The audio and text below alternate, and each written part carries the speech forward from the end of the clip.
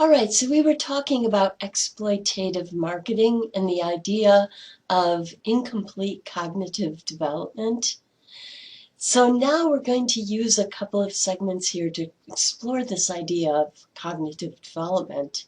The theory of cognitive development was proposed by Piaget, a very famous French psychologist. Piaget first proposed these stages.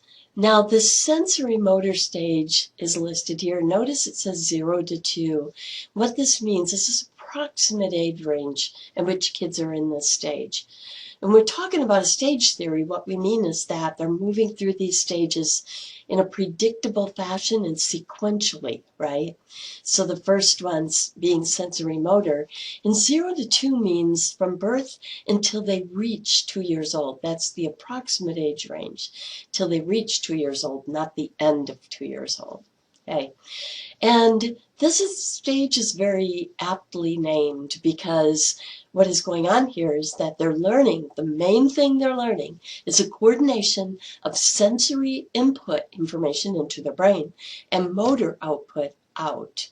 So sensory information coming into the brain and then the motor output controlling the muscles coming back out. Sensory motor stage. Now, each of the stages we're going to be looking at has limitations that are perfectly normal, okay? Oftentimes very cute, but perfectly normal. And so you see a couple of them listed here. The first one is a lack of object permanence. Now, that's not generally all the way through this stage, but definitely through the first part of it. So it takes a while for babies to learn this idea of object permanence. What does this mean? Well, if you hold an attractive toy, let's say in front of a 3-month-old baby, if it's really an attractive toy, it will attract their attention, right? There will be eye contact. It'll follow it, the toy with its eyes. He or she might even reach for it, but if you put it behind your back, everything stops, right? Nothing. No reaction from them. They're off on whatever's next. In other words, it does not exist anymore for them. And as long as they can't see it, it doesn't exist anymore in their mind. Okay? Now, if you do that when they're about 2 years old, okay, by the time that they're that old, they should have develop the idea of object permanence. They will typically then crawl around you looking for it because they know it's still there, right? Scale errors are a very cute error that characterizes this stage. At the age of about 1, when children start to walk, we can actually witness evidence of these scale errors. And this is defined as the inability to understand the difference in function between a real object and a miniature replica. So to study this, first we would do something like this. We'd have kids play in a playground. You know those little cars that they can climb in and sit down in? They're kind of open on the bottom so they can move their feet on the sidewalk and move the car around that way, navigate it. Okay, so let's say we take them to play on a playground where they have a little car like that they ride in, a slide they go down, and a chair that they sit in. Now next, they are put in a room with the miniature replicas of these objects. And in this stage, they repeatedly try to get into the car, sit in the chair, slide down the slide, repeatedly. Very cute. There's another cute error that can tend to show when they begin dressing themselves. It's called the t-shirt error because they often tend to put their shirts on backwards. They do this more than what we would expect by chance, significantly more than 50% of the time. And the reason for this is a reasoning, but it's a faulty reasoning. And the reasoning is that they tend to hold it up with the front of the shirt facing their stomachs. So they hold it up with the front of the shirt facing their stomachs. Okay. Usually, kids outgrow scale errors and t-shirt errors shortly after they enter into this pre-operational stage, and they gain object permanence even before that usually. Okay, but this stage, this next one, has its own interesting limitations.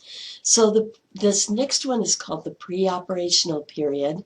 The age range here, the approximate age range, is the time they reach the age of 2 up until the time they reach the age of 7. And what is going on here is that they are developing symbolic thought. And what I mean by symbolic thought is working with symbols in their minds, right? So they're playing with language. At some point, they're going to start playing with numbers, right? And if you think about it, letters and words and numbers, these are all symbols. So they're developing symbolic thought. There are some limitations, though, and the first one is irreversibility. This means they are unable to simply reverse their thoughts. That will come later. So let's say that they've learned some math and they're in this stage, and you ask them, what is 8 minus 5?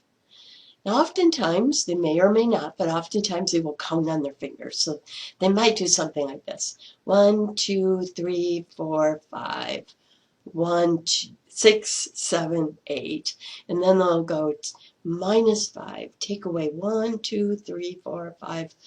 1, 2, 3. The answer is 3. Now, if you ask them then right away, well, what is 5 plus 3? They don't just say, oh, of course, it's 8. I just did that. They can't just reverse it in their mind. Instead, they have to start all over and consider it as a new problem. So if they're doing, working it out on their fingers, they're going to start that 1, 2, 3, 4, 5, 1, 2, 6, 7, 8, counting them all. So another interesting limitation in this stage is called centration. This is the limitation is that they can only concentrate on one thing at a time. So you can really confuse kids at this stage. If you ask them something that requires them to think of more than one thing at a time. For instance, you might ask a kid in this stage, are there more kids or boys? If they have a co-ed class. Are there more kids or boys in your class? And this will really confuse them in this stage if they have not yet developed centration, and usually they haven't. Okay. Not only are you asking them to think about two different things, but you're asking them to think about the two things that are in different levels of a hierarchy, right? All the kids or a sampling of the kids, a category of the kids. All right, now the next one is egocentrism. This is a limitation where they can only see things from their own point of view. They are only able to see things from their own point of view. Okay, very typical in this age range that they have this. Egocentrism is usually outgrown by about 5 years of age, give or take. Okay, but certainly through most of the stage, we see this. So this is characteristic of the stage, egocentrism.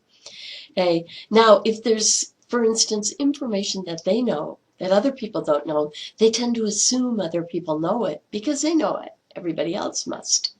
Let me give you an interesting example in another scenario of egocentrism, because it can really be cute in kids.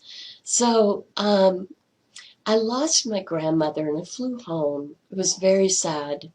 She was a wonderful lady. I miss her terribly. And I flew home after her celebration of life ceremony. Everybody met at my sister's place, and that's where I was staying. So I was staying in a guest room there. And there are a lot of people, and at one point I was just kind of overwhelmed with people talking about memories of my wonderful grandmother and sharing my own, and on the brink of tears, and just wanted to get away from people. So I quietly retired to my room. Well, my little niece noticed that I was gone and she went and asked her mom why. And her mom said, "Oh, Aunt Linda's just in her bedroom because she just needed a break. She's really missing Grandma and she's feeling bad. She just needed a break." Well, the next thing I know, I'm lying on the bed in the bedroom and there's a knock on the door. And of course, my first thought was, oh, I didn't want to be around people, right? But then I noticed that the knock was coming from way down low on the door. And I went and opened it, and my little niece hands me her teddy bear. And she says, "This will help." Of course it'll help. It helps her. It will help somebody else, right? Egocentrism. So like I said, really, really cute in little kids. Not so cute if they carry that into adulthood, though, right? Okay, so in our next segment, we're going to cover the third and fourth stages of cognitive development.